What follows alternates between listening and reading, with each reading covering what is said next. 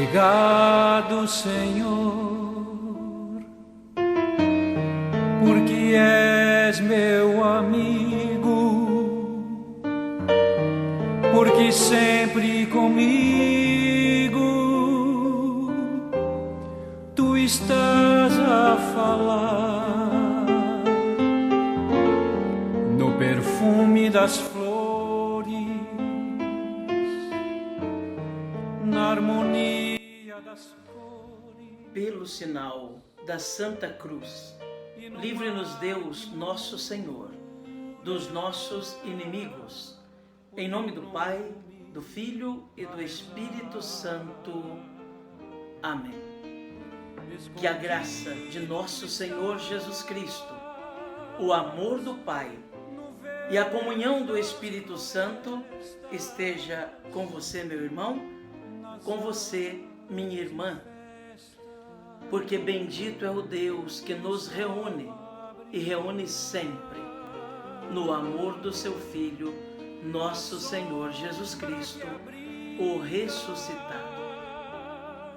Te saúdo nesta sexta-feira da 10ª semana comum, desejando realmente que a graça de Deus se faça presente na sua casa, se faça presente na sua família, se faça presente nos seus trabalhos. Que hoje, cada hora deste dia, seja uma oportunidade para que você tenha um encontro pessoal com o nosso Senhor. Seja uma oportunidade para que você alimente ainda mais a sua amizade com o nosso Senhor Jesus Cristo. Quero convidar você a iniciarmos esse momento de oração invocando o Espírito Santo. Ele que é Senhor e que dá a vida. Ele que foi enviado em Pentecostes para permanecer conosco até o fim dos tempos. Ele que foi enviado em Pentecostes para ser o guardião da nossa vida, o orientador da nossa história, o Senhor da nossa caminhada. Ele que falou pelos profetas no passado e continua falando conosco hoje, através da revelação divina e também através da igreja. O espírito de sabedoria, o espírito de piedade, o espírito de fortaleza, o espírito de temor de Deus, o Espírito Santo que nos concede todos os dons, o do conselho, entre outros. O Espírito que se oferece para ser o sustento da nossa vida, na nossa caminhada. Rezemos então, pedindo a ação e a unção do Espírito Santo sobre nós. Vinde, Espírito Santo, enchei os corações dos vossos fiéis e acendei neles o fogo do vosso amor. Enviai o vosso Espírito e tudo será criado e renovareis a face da terra. Oremos. Ó Deus, que instruístes os corações dos vossos fiéis com a luz do Espírito Santo, fazei que apreciemos retamente todas as coisas, segundo o mesmo Espírito, e gozemos sempre da sua consolação. Por Cristo Senhor nosso. Amém. E neste dia 12 de junho, a Igreja nos propõe na sua liturgia o Evangelho segundo São Mateus. O Evangelho de hoje é do capítulo 5 de São Mateus, nos versículos de 27 a 32. Mateus 5, de 27 a 32. Então ouçamos essa palavra de Deus que nos é destinada no dia de hoje. Aproveitemos cada frase, cada palavra que for pronunciada, para que seja alimento para o nosso dia, instrução para a nossa vida, força e ânimo para as nossas lutas. Proclamação do Evangelho de Jesus Cristo segundo Mateus. Glória a vós, Senhor. Naquele tempo, disse Jesus a seus discípulos: ouvistes o que foi dito, não cometerás adultério.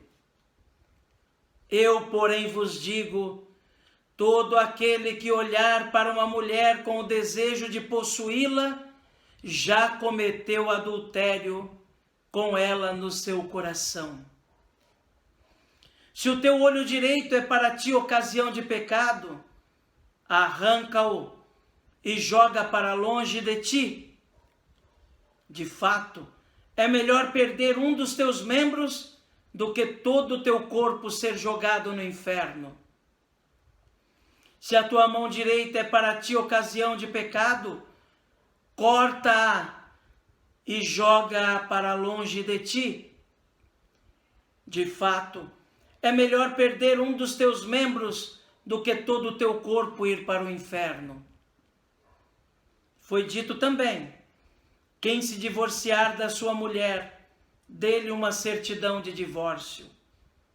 Eu, porém, vos digo, todo aquele que se divorcia de sua mulher, a não ser por motivo de união irregular, faz com que ela se torne adúltera. E quem se casa com a mulher divorciada, comete adultério. Palavra da salvação, glória a vós, Senhor. Que pela palavra do Santo Evangelho sejam perdoados os nossos pecados. Amém. Meu querido irmão, minha querida irmã, este texto do Evangelho que nós acabamos de ouvir se mostra bastante exigente e bastante duro até. Porque o Evangelho, ele é exigente. O Evangelho não é uma brincadeira. O Evangelho, muitas vezes, é suave, porque quer nos consolar, nos fortalecer. Mas a suavidade do Evangelho não faz cegar diante da dureza das palavras, muitas vezes, que foram proferidas por Jesus para salvar e não para punir. Hoje o Evangelho fala de adultério. O adultério, sobretudo no passado da igreja, ele era contado no tríplice pecado que conduz à morte. Por muito tempo se falava do pecado que conduz à morte, quase que reduzindo a esses 3 pecados: o homicídio, o adultério e a apostasia. Isso por quê? Porque esses 3 pecados são uma ofensa direta à caridade. O homicídio, tirar a vida de uma outra pessoa, é atentar contra a caridade, contra aquele único mandamento que Jesus pediu que nós observássemos: o amor ao próximo. Quem tira a vida do seu irmão de modo indiscriminado, de modo egoísta, por vingança, por ganância, quem comete um homicídio está pecando contra a caridade, contra o amor. E esse é um pecado que leva à morte. Se não há arrependimento, é um pecado que leva à morte. Da mesma forma, a apostasia também é um pecado contra a caridade. O que é apostasia? Abandonar a fé. Alguém que fez experiência de Deus, alguém que recebeu o batismo e depois formalmente abandona a sua fé, quem sabe para aderir a uma outra fé, ou para aderir fé nenhuma, abandonou a experiência que teve de Jesus, renegou e rejeitou o Senhor que lhe deu a vida. É um pecado contra a caridade, contra o amor. E da mesma forma, e não menos grave, é o adultério, que é um gravíssimo pecado contra a caridade, um gravíssimo pecado contra o amor. Por isso Jesus é tão duro ao falar do adultério, condenando qualquer espécie de adultério. Porque o adultério é um pecado contra o amor. Pecado que leva à morte. Pecado contra aquele mandamento que Jesus,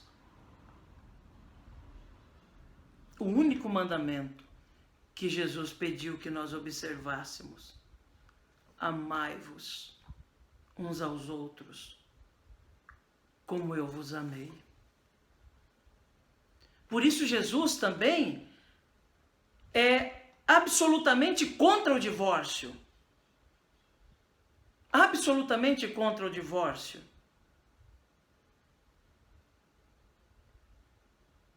Ele diz que o homem não se separe da sua mulher. É claro, nós sabemos que no mundo em que nós vivemos, muitos são vítimas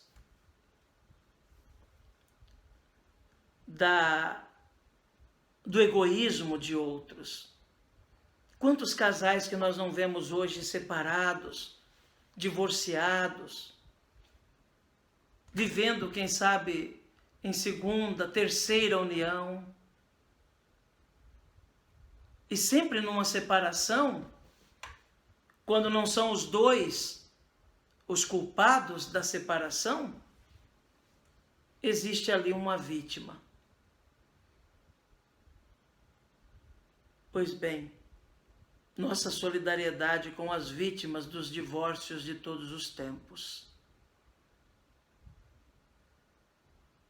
Isso não faz da pessoa menos amada por Deus, menos querida por Ele, ou de um valor inferior aos outros. Mas é preciso ser objetivo. O divórcio não é querido por Deus. A menos, como diz Jesus, que seja caso de união ilegítima. Ou seja, que exista algum defeito no ato dessa união. Que exista algum defeito que impede que tenha havido realmente o consentimento de ambos ou de uma das partes. Em muitos casos, nós sabemos que um casamento pode ser declarado nulo